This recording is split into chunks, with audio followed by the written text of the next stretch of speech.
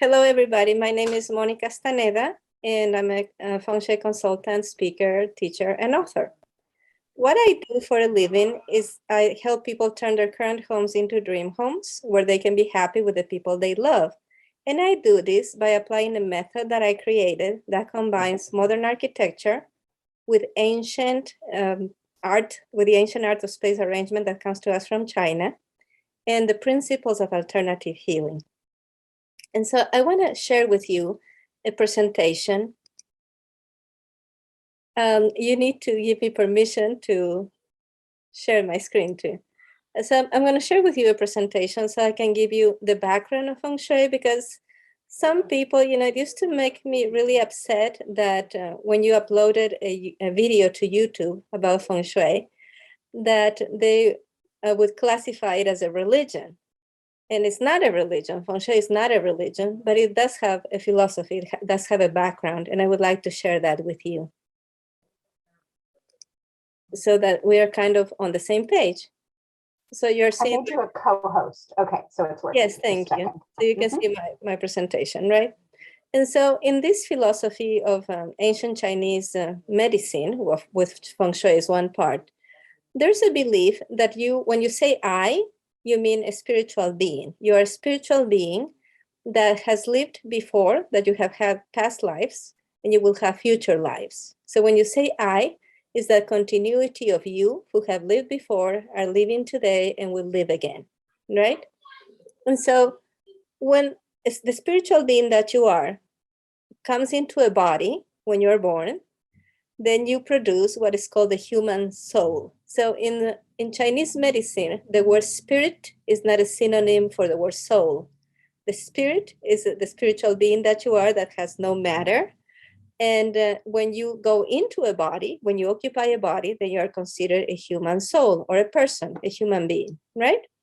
And so you could say the spirit lives in the body. The spirit acts on the body, and the body also influences the spirit. And I'll show you more about that. But what about the human being? Where does the human being, the soul, live? The soul lives in a space that we call the home, right? So the spiritual being that you are lives in a body. And when you live in a body, you become a human soul.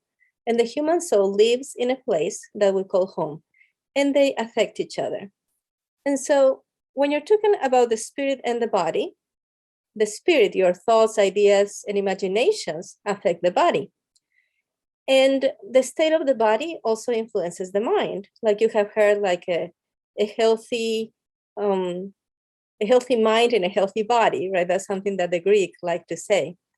When the spirit and the body are in harmony, there's health, physical, mental, and emotional health. So there's your ideas, your thoughts influence how you treat your body. And the state of your body influences your mood and your thoughts. And then when you think about the human soul, this composite, this two-part soul that is part spirit and part body, the human soul affects what happens in the home. And the state of the home also affects the human soul. When the human soul and the home are in harmony, there's happiness, okay? So in the one sense, you're looking for health, and in the other sense, you're looking for happiness. So what are the conditions for health? Now, this is not written in stone. This can vary, and some people may have different opinions, but most experts, they agree that in order for you to be healthy, the first thing is you have to get plenty of sleep. Then you have to get good food and good drinks. Then good information, which is your mental and spiritual nutrition, right? Then you need to have stable rhythms and habits. You need harmonious relationships. You need to be surrounded by people that want your good and that treat you well. And everybody needs to be talked to with gentle language and be listened to. There's actually a lot of studies that show when kids are not listened to when they're little, they grow up with a lot of problems. And then you need to build your muscles, that's strength building. And you need to make your heart and lungs work, what we call cardio. And you need to stretch. So these are just common sense things that you have to do in order to be healthy. You have to take care of your body, you have to take care of your emotions, and you have to take care of your thoughts. But what are the conditions for happiness? And so according to Feng Shui, which is part of ancient Chinese medicine, just like acupuncture, what you need to be happy is first you need a sense of wholeness. And then you need balance, you need flow, you need to be connected with nature. You know how so many people, when we asked the question earlier, it was the connection with nature in the homes that you visited when you were a child that created that happiness. You need to have a harmony of color, shapes, and materials. You don't want everything clashing in your home, right? And you need to get proper feedback. And that means when you are corrected, that people tell you the truth and they do it with kindness. Then you need simplicity and you need to learn to heal the past.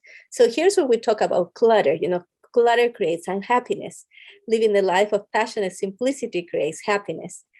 And then you need to tend to all the areas of life. You know, like I'm sure that you have met in your life, you have met some people that are only focused on work. There's some people who are only focused on money. There's other people whose only focus is to find a partner and get married. And so in different stages of our life, people can get so obsessed with just one aspect, right?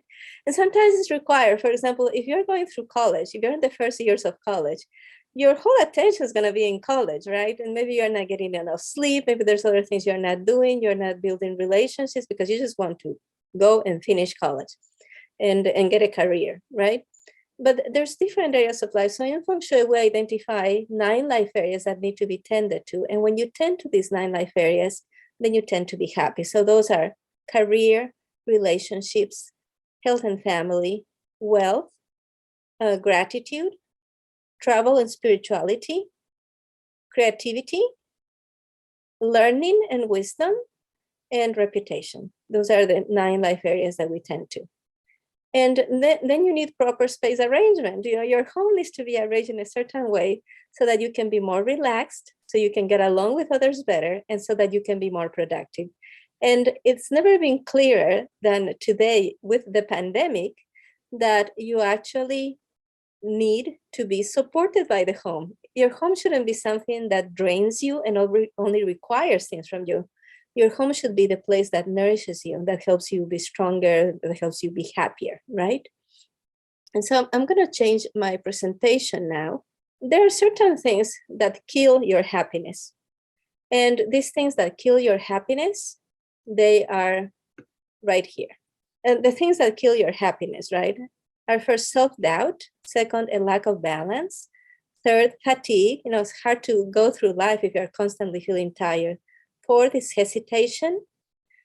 5 is disharmony. 6 is self-sabotage. 7 is messes everywhere. 8 is lack of focus. And 9 is disempowerment. I'm going to go over these feelings that you may have, these things that make you unhappy. And I'm going to tell you what we do in the home to resolve them. So we do things in the home in order to generate a reaction in you. But before we go to that, remember how I told you that in the philosophy that gave rise to Feng Shui, it's believed that you were a spirit, you are a spiritual being, and that you have lived before and that you will live again. And before you came into this lifetime, when you were in heaven, you signed a contract, or quote unquote signed. You have a contract or pact with heaven that is made up of all the things that you want to learn, do, and experience for yourself, and all the things that you are asked to do for others. And that is what we consider your life missions. This is so important and so prevalent in Chinese philosophy and in Chinese medicine that actually acupuncturists, they have protocols that they follow for a person who has gotten sick as a consequence of not being on their path, as a consequence of not pursuing their life missions. This is how serious this is considered, right? And so Feng Shui helps you by dispelling these conditions that make you unhappy. Feng Shui helps you fulfill your life missions, right? And so this is this feeling of dissatisfaction that you may have when you doubt yourself. You make excuses instead of plans, right? So whenever you find yourself making excuses, excuses are not reasons. Excuses are things you make up. And so when you live a life of strategy, you are not longer thinking about why you didn't do this, why you're not doing this other thing, but instead you plan, you live a life of strategy, right? So where this shows in the home is in the shape of the floor plan and the location of bathrooms. So in Feng Shui, we look at the shape of your floor plan, the bird's eye view of your home. And if your home is not a full square or a full rectangle, we consider that an incomplete shape. So for example, if your home is an L shape, or if your home is a C shape, we consider that's incomplete. So we do things inside the homes to symbolically complete it. So let me show you, this is the Bagua map.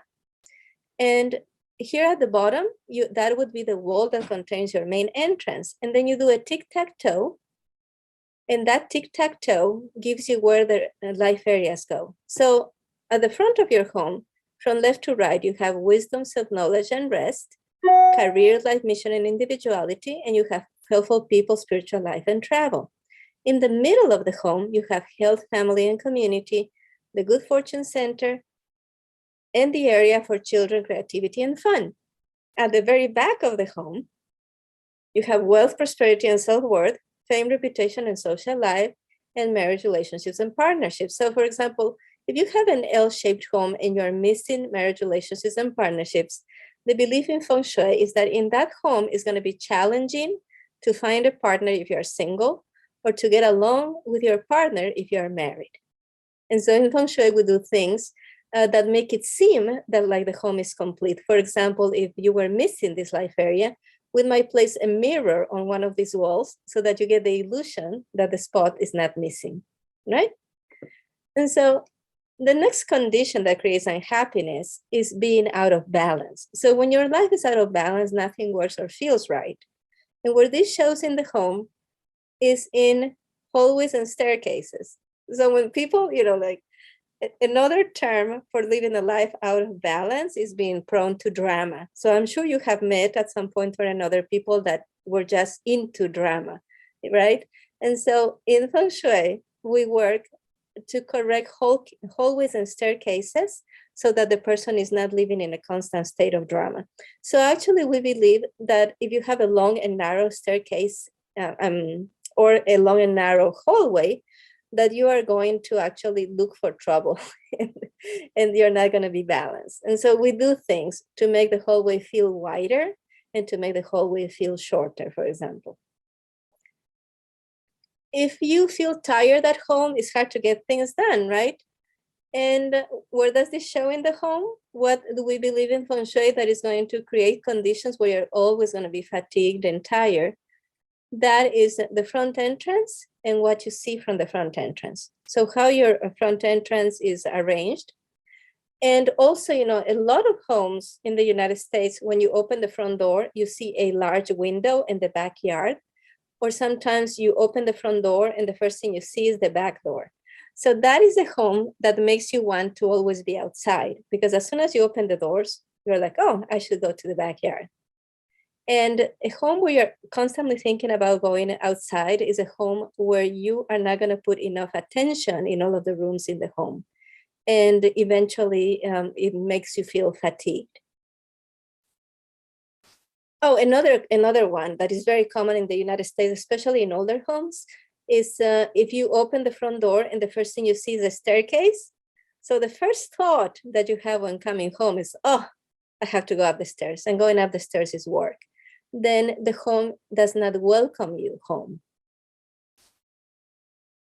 The fourth condition that creates unhappiness in your life is when you hesitate and miss out on opportunities, right? So in order to take advantage of opportunities, you have to be in the right place at the right time. And so how does this show in the home? It shows in windows, calendars, and clocks. So one of the things I do as a Feng Shui consultant is I make sure that people are always showing the right time in their clocks and the right date on their calendars. And we also work with windows. So we work with window treatments, right? And a thing that is very common in the United States is that if you have a really nice view, people don't want curtains. And you can have, say, for example, that you have a beautiful backyard. And so during the day, you are looking at this beautiful scenery and the butterflies and the hummingbirds and the flowers that you have planted. But at night, that window becomes a dark rectangle.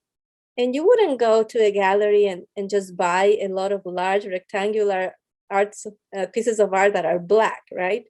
And so it depletes your energy when you don't have curtains on your windows. Another condition that creates unhappiness is when you don't get along with each other, when you argue a lot. And what we do in Feng Shui in order to help people get along is that we work with colors, shapes, and materials. When there's a harmony of colors, shapes, and materials, people tend to get along better. And when there's a focus in the family on making sure that things are coordinated, it's easier to coordinate personalities and schedules of all the different people in the home. When you self-sabotage, we all self-sabotage to some degree.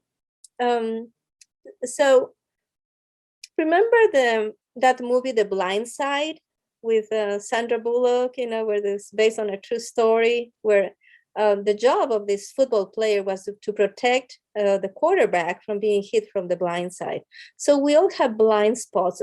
We all have things that we don't see about ourselves, and Feng Shui can help you see where you're self-sabotaging and how you're self-sabotaging so you can make changes.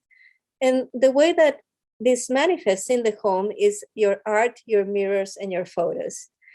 And so one thing that you never want to have for good Feng Shui is you don't want to have any mirrors that fragment the image, like mosaics of mirrors are really bad. Mirrors that are convex or concave and distort the image, those are good for when you go to the mirror chamber in a fair, but they're not good for a home. And the stories that you tell with your photographs, especially family photos, affect how you perceive yourself and how you perceive your life. And also the art that you choose is super, super important. So I once worked with a very successful colonel who was also a medical doctor for the Air Force, extremely successful. And she felt she didn't get respect from her colleagues. And what I found in her bedroom was a reproduction of a very famous painting of a shack. And I asked her, so why do you keep an image of a shack that's falling apart in your bedroom? And she said, oh, because I grew up really poor. And that reminds me of the home we lived in. And so this symbolically meant that this very successful person still saw herself as a poor child that came from very humble origins. And that was affecting her relationships with her colleagues. And so when she changed that to a more positive image, she started feeling better about herself and she got better work opportunities. Another condition that creates unhappiness is when you feel stuck, when you block your own way and you slow down your progress. And this shows in the home in clutter. And so the most noxious, negative, destructive thing about clutter is that it creates stagnation. And it's from the fact that if you have a lot of clutter, your home probably smells bad and you don't notice because it's real easy to get nose blind, right? But also, when you have things in your staircase, in your hallways, that if you were ever trying to leave the home in a hurry, you could actually get into a serious accident. That's really bad Feng Shui, and that's really bad for you. But also, it kills your time. And so in a home that's organized, say that somebody calls you on the phone and you need to take a note of something, and you grab the phone and you reach for a pen and you write down the note, right? But what if you can find the pens? And what if it takes you 20 minutes to find a pen because everything is such a mess? And so when you just take a long time trying to find things, it eats your time, and your time is your life, it's your energy. And so clutter needs to be corrected. And so you don't declutter so you can have less things. You declutter to make space for life, to make space for living, to make space to live your passions. You declutter to make space for that easel so you can go back to painting. You declutter to make space for the piano you want to get. You declutter so that your beautiful hardwood floors can show instead of all the boxes piled up in the living room. Another condition that creates unhappiness is when you have a lack of clear goals and your efforts don't yield results. So where does this show in the home? This shows, remember I had shown you the Bagua map and I had told you that you do a tic-tac-toe and you put it on the floor plan. See these red circles that you see here, or red ovals? Those points in the home have a very powerful unconscious influence on you. And so we do things in these 9 spots to set up goals for career, for number 1, relationships for number 2, health and family for number 3, wealth for number 4, gratitude in number 5, helpful people and travel and spiritual life for number 6, creativity in number 7, wisdom in number 8, and reputation and fame for number 9. And so we set clear, healthy, and attainable goals. And if you're living a disempowered life, being meek means that you are not occupying your space and you're not doing the things that you came to do. So like you need to be assertive. You need to be able to say, I am here, this is who I am, and this is what I came to do. And when you don't do that, you live a disempowered life. So to live an empowered life, we work on furniture placement. So there's a certain thing called the power position, which is the optimal position for your bed in the master bedroom, for your desk and chair in your office, for your sofa in the living room. So there's certain rules of furniture placement that we follow that make the home more efficient.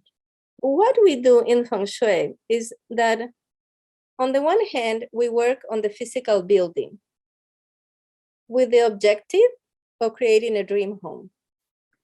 And on the other hand, we work on you so that you can become more authentically yourself.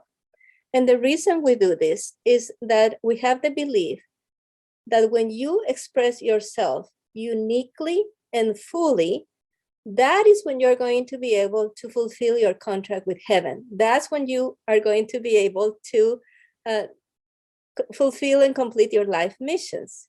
We have this belief that you came into this life with everything designed to give you your best chance at accomplishing your life missions. And that heaven, the forces of heaven, they're constantly helping you. Even when you're not asking, you're always being guided to your highest good, and your highest good is to fulfill your life missions. And so that's what we do in Feng Shui.